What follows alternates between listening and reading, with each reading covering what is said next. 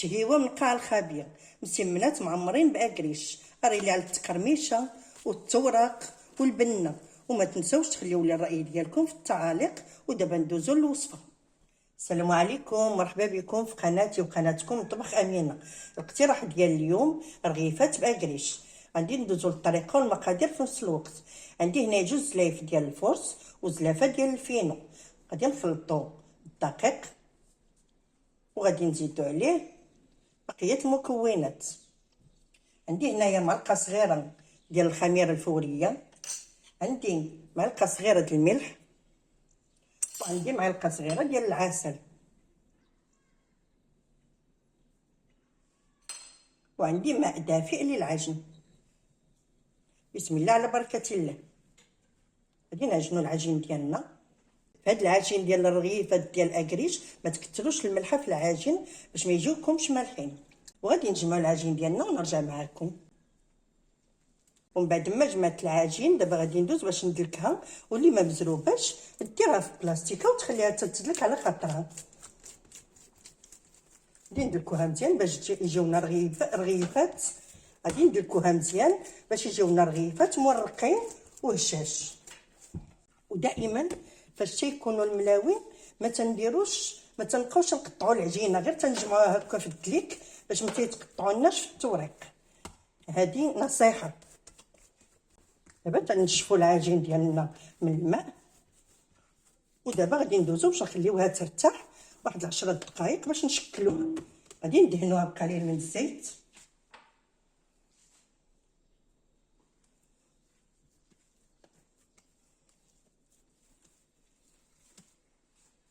وغادي نغطيوها بالبلاستيك ونخليوها ترتاح مدة 10 دقائق ونرجعوا لها. ودابا غادي نغطيو العجين ديالنا ونخليوه يرتاح. غادي ندوزو باش نكملوا بقيه المكونات.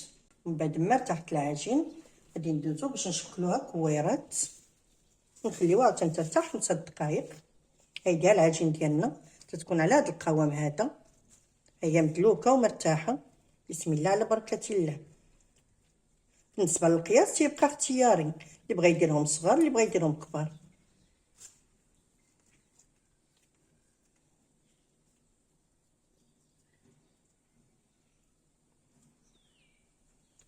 ونكمل بنفس الطريقه.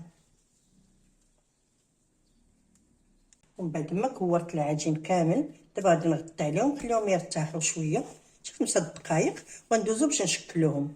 ومن بعد ما ارتاحوا الكويرات ديالنا دابا غادي ندوزو باش نورقوهم.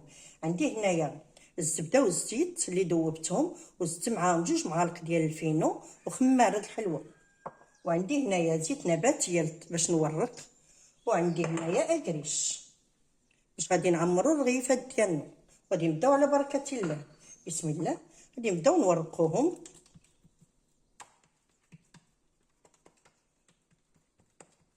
هايدي العجين تتكون هنا مطلوقه باش ما تتقطعش لينا.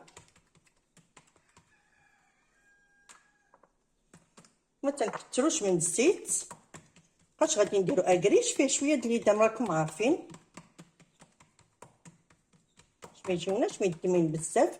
وهنا علاش درت الفينو ما درتش الفرص باش يجيوني ناشفين شويه ما يجيوش مدمين بزاف. الحشوه مع الزبده، وهادو ماشي ضروري يتورقوا بزاف حيت راهم تيرتاحوا وراهم على شكل ملويات. هاي هادي نزيدو هنايا الزبده والزيت الخليط اللي درنا، وغادي نزيد اكريش. بهذه الطريقه هذه تنوزعو على العجين كامل باش تيجينا في وسط العجين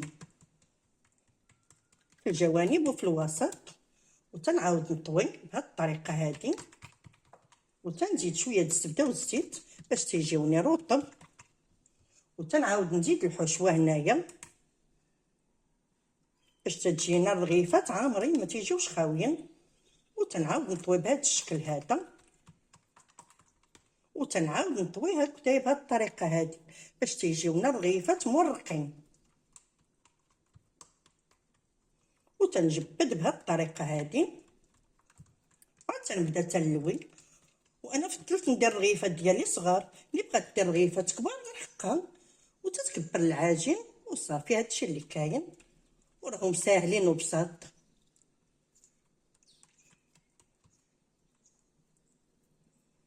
تنبقى تنجبد وانا تنلوي بهاد الطريقه هادي تنزيرش يديا باش ما تيجيونيش الرغيفات قاصحين، تيجيو مورقين وتجي الرغيفه ديالنا على هاد الشكل هذا.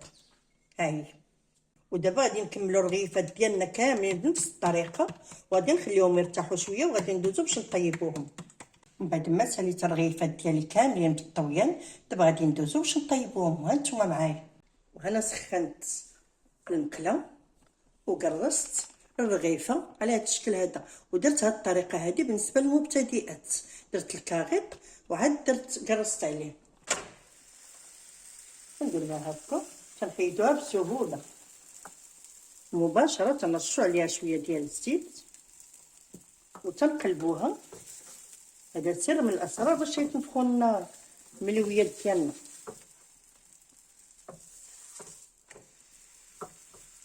تنبقاو تندورو فيها على هذا الشكل هذا باش طيب بلون واحد وباش تورق لينا.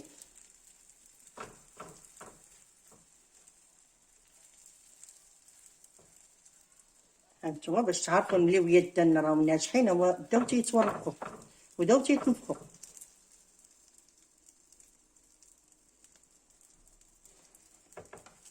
انا غادي نقلبها المره الثانيه، غادي نبقى نستمر بنفس الطريقه.